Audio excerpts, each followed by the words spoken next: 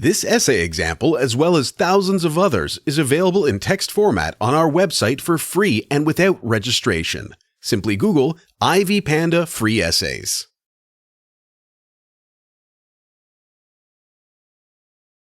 The American Scholar is a lecture that Ralph Waldo Emerson gave to a select audience at Harvard College in which he expresses his sentiments about the American intelligentsia.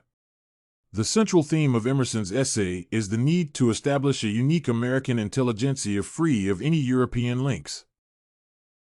Emerson tells his audience to draw inspiration from local sources to create a truly American culture.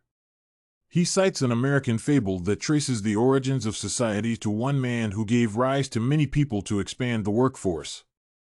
However, the continued social division has resulted in the degeneration of the society and its people, including the scholar who is now a mere thinker, not a thinking man. The central argument that emerges throughout the essay is that to turn a man into a true scholar, people must understand and learn from nature, as this would make them more self-conscious. Nature shapes human thoughts and actions and, thus, helps people to develop productive insights and live a better life.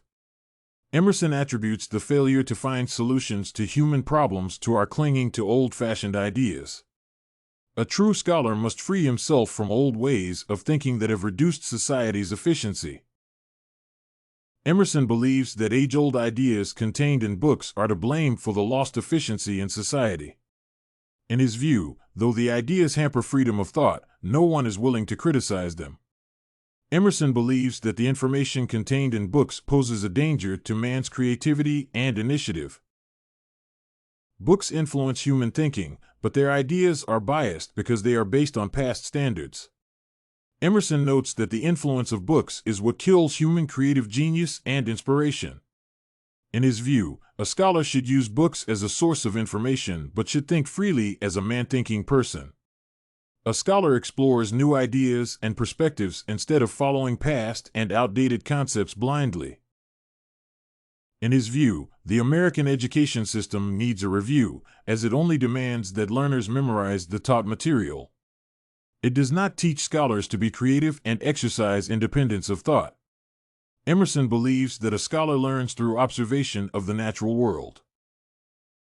Nature and the scholar have two things in common. First, both are boundless and eternal, and second, they are alike in the organization of the intellect. Thus, a deep understanding of nature leads to greater self-awareness. A scholar perceives the natural world in a way that is free of past influence. Emerson says that scholars should engage in activities as a product of thought.